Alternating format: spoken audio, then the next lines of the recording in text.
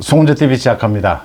국민의힘 전당대회 이제 내일부터 당원 투표가 시작이 됩니다. 막바지 단계입니다. 격렬하게 충돌을 하면서 많은 우려도 나오고 있습니다.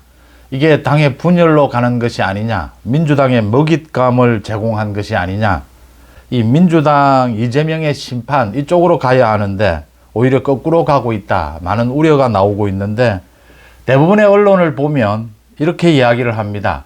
양측 다 잘못됐다. 민주당에 먹잇감을 제공해서는 안 된다. 양측 다 반성하고 바뀌어야 한다. 뭐 이렇게 이야기를 합니다. 이 기계적인 보도에 있어서 기계적인 형평성입니다. 균형입니다. 제가 가장 피하고 싶은 보도입니다. 이런 걸 하기 싫어서 제가 유튜브 송은재TV를 방송하고 있습니다. 형제들끼리도 가끔씩 싸웁니다. 형제들끼리 싸울 때 두 사람 다 잘못됐다 하고 넘어갈 때도 있을 겁니다. 그러나 이 어느 쪽이 잘못됐고 어느 쪽이 잘된 것인지를 정확하게 구별을 해내야 앞으로도 그런 일을 막을 수가 있고 잘못된 것을 개선해 갈 수가 있습니다.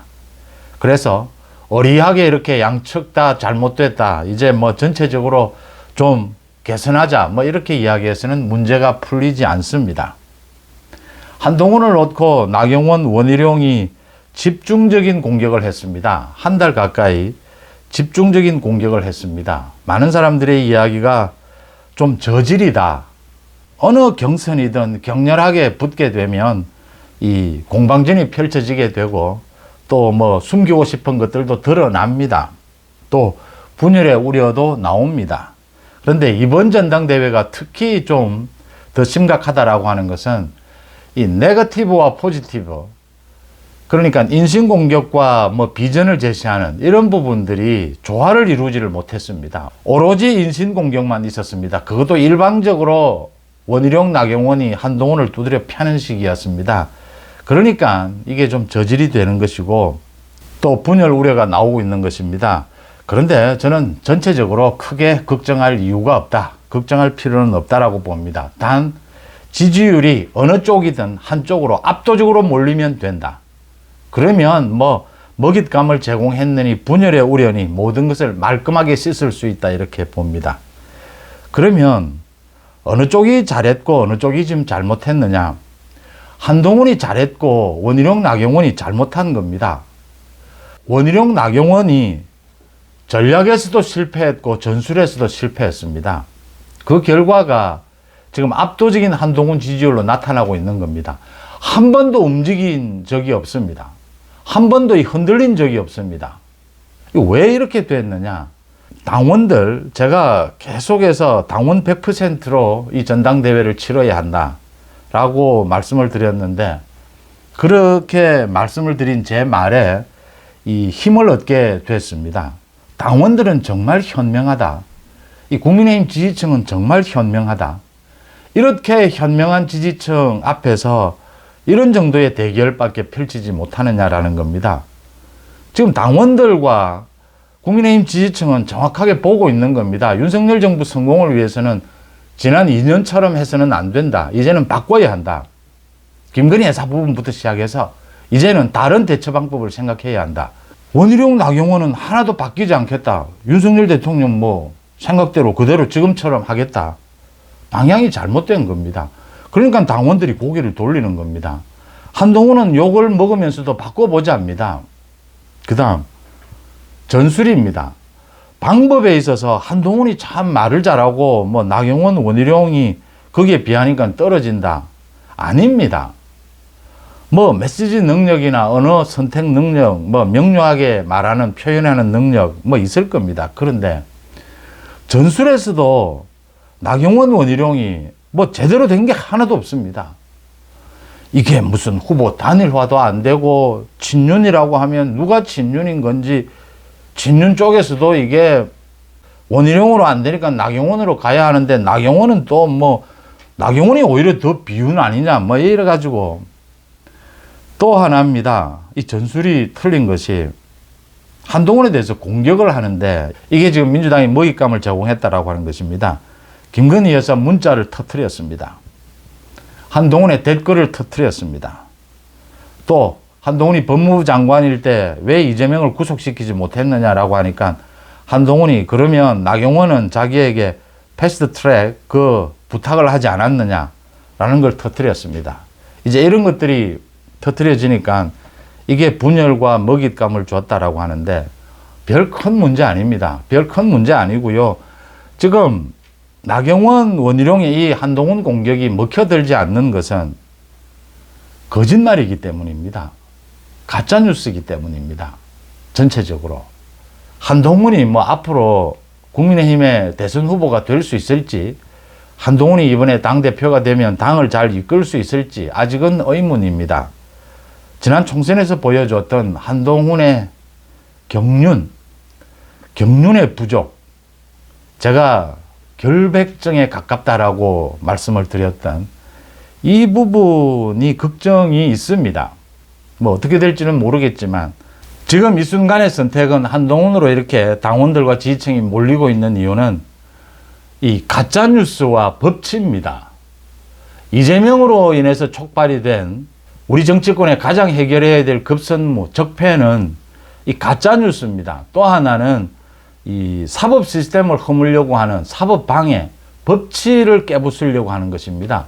법치를 바로 세워야 하고 가짜뉴스를 박멸해야 하는 것. 이게 지금 민주당 이재명을 보면서 우리 정치권이 극복해야 될 과제입니다. 이 두 가지가. 문제가 많은 것이 이 두 가지가 지난 10년 동안 우리 정치권을 오염시켰는데 이걸 제거할 법안이 마련되어 있지 않습니다. 미국처럼. 이렇게 법이 정비되어 있지 않으니까 그 틈을 비집고 이재명이 법꾸라지처럼 저렇게 우리 사법 시스템을 교란하고 있는 겁니다. 그런데 이번 전당대회를 보면서 국민의힘에 나경원, 원희룡은 한동훈에 대해서 공격을 하는데 반칙입니다. 또 한동훈은 뭐 일방적으로 당했습니다. 당하면서 가끔씩 이제 반격에 나선 것인데 반칙을 일삼았고 또 거짓말입니다. 지금 한동훈 법무부 장관 때 이재명을 왜 구속시키지 못했느냐? 거짓말입니다. 한동훈 댓글부대 활용한 것 아니냐? 거짓말입니다. 김건희 여사 문자를 공개를 하면서 한동훈이 왜 이 지금 깔아뭉갰느냐? 무시했느냐? 거짓말입니다. 왜 거짓말로 공격을 합니까? 그런데 한동훈은 여기에서 가끔씩 반격을 합니다. 한동훈은 거짓말을 못합니다. 한동훈은 법치를 어기지를 못합니다. 반칙을 하지를 못합니다. 그러니까 어쩌면 문제가 더 심각해 보이기도 합니다. 순간적으로. 패스트 트랙 청탁을 했다. 나경원이. 이 맞습니다. 사실입니다. 한동훈의 반격은 이렇습니다. 거짓말을 못합니다. 요즘 뭐 그 정치 드라마 화제가 되고 있는 돌풍을 보니까 거짓말을 덮는 것은 더 큰 거짓말이다. 뭐 이렇게 이야기를 하던데 그게 청산해야 될 우리 정치의 적폐죠. 이 나경원이 이야기하는 패스트 트랙 이거 기소하지 않는 것이 좋지 않느냐라는 것. 이게 무슨 청탁이냐. 이게 아무 문제 아닙니다. 이거 그 당시에 당대표를 했던 황교안은 공개적으로 수십 번 이야기한 겁니다. 이 패스트 트랙 여당도 걸려있고 야당도 걸려있는 겁니다. 그러니까 여당이 더 많이 걸려있죠. 지난 2019년에 공수처법 이런 것들을 지금 당시에 야당이 이 뭐 폭력적으로 통과를 시키려고 할 때 이걸 맞서 싸운 것입니다. 나경원이 원내대표였고 황교안이 당대표였습니다. 패스트 트랙에 걸었으니까 이게 국회 선진화법에 걸립니다. 그래서 기소가 돼서 지금 20명이 넘게 여야 모두 지금 뭐 수사를 받고 지금 재판을 받아야 되는 입장입니다. 공개적으로 모두 이야기한 겁니다. 나경원이 부탁을 했는데 한동훈이 거절했기 때문에 이건 뭐 위반되는 건 아닙니다. 청탁금지법 위반도 아닙니다. 문제는 나경원은 거짓말을 하려고 하고 한동훈은 지금 진실만을 이야기하려고 하는 이 충돌이 일어난 겁니다. 나경원이 이렇게 개인적으로 부탁한 거 잘못된 겁니다. 잘못된 건 잘못된 겁니다. 공개적으로 모두 황교안도 뭐 모두 이야기한 겁니다. 공개적으로 이야기하면 됩니다. 이런 일. 패스트 트랙 그걸 막기 위해서 뭐 약간의 물리적 충돌이 있었다. 이런 것까지 기소를 꼭 하는 것이 맞느냐. 여당도 야당도 모두 다 포함이 되었습니다. 이 수사 대상에. 이런 것까지를 법의 재단으로 엄격하게 하는 것이 국회 활동에 이게 도움이 되느냐라는 문제제기 공개적으로 다 한 겁니다. 그걸 가지고 법무부 장관이 왜 이재명을 구속 못 시켰느냐라고 하니까 이 지금 한동훈이 그런 부탁도 한 적이 있지 않느냐. 자기는 그렇지만 거절했다. 법무부 장관은 그런 개별적인 사건에 개입할 수 없지 않느냐라고 이야기하면 이 나경원이 그냥 이야기하면 됩니다. 이건 뭐 당당하게 개인적인 부탁이 아니고 공개적으로 다 이야기한 겁니다. 기억하실 겁니다. 뭐 황교안, 나경원 다 기자들에 대고 공개적으로 이야기했던 부분이고 자기가 이건 뭐 개인적으로 부탁 청탁한 건 아니다. 그 한동훈이 뭐 그런 부분 가지고 하는 것은 좀 착각하고 있다. 이러고 넘어가면 될 일입니다. 뭘 이걸 뭐 한동훈이 뭐 먹잇감을 또 던져주고 한동훈이 뭐 불리하니까 모든 걸 까발리고 있다. 뭘 앞으로 더 까발리겠느냐. 이렇게 공격할 일입니까? 한동훈이 또 뭐 불리합니까 또. 한동훈이 지금 훨씬 유리한 게 지금 드러나 있는데 그렇게 자꾸 어거지 쓰고 거짓말하면 안 된다라고 하는 것입니다. 댓글 마찬가지입니다. 아무 문제 안 됩니다. 댓글 뭐 한동훈이 법무부 장관으로 있으면서 한동훈이 이런 어리숙한 일을 저지르겠습니까? 저는 한동훈이 좀 더 어리숙해졌으면 좋겠습니다. 차라리. 너무 법치, 너무 진실만을 이야기하려고 하는 저것 때문에 지난 총선에 제가 케미의 실패라고 말씀드린 겁니다. 앞으로 경험이 더해가면서 이제 순서를 정하고 일의 순서를 정하고 완급을 정하고 중요한 것과 중요하지 않은 것 거짓말을 할 수 없다면 미뤄두면 되는 일입니다. 말하지 않으면 되는 일입니다. 이제 이런 부분들이 있는 것이고요. 그래서 큰 뭐 먹잇감 준 것도 없고 또 분열 이야기합니다. 크게 뭐 분열될 거 없습니다. 뭐 앞으로 누가 당대표가 되든지 어느 한쪽에서 거기에 승복하지 않고 당을 분열시키겠다. 뭐 신평 변호사, 신평은 뭐 윤석열 대통령이 탈당할 수도 있고 뭐 신당을 할 수 있고 분당을 할 수 있고 나오는 대로 짓거리고 있습니다. 나오는 대로. 그 신평이라는 사람이 제가 여러 번 거론을 하게 되는데 그 정치 현상에 대해서 전혀 어떤 판단력이나 어떤 정보도 없습니다. 김건희 여사와 자기가 통화했다고 그걸 또 과시합니다. 뭐 그런 수준의 사람을 부르는 언론이나 부른다고 나가서 신평 자기는 뭐 자기를 과시하는 거니까 나가겠습니다만 그런 사람이 아직까지 우리 정치권에 있다라는 게 참 한심한 일입니다. 그렇고요. 이 분열 부분은 언제나 생깁니다. 제압하면 됩니다. 그 제압하는 방법은 한쪽으로 지지율을 압도적으로 몰아주는 것입니다. 저는 이렇게 봅니다.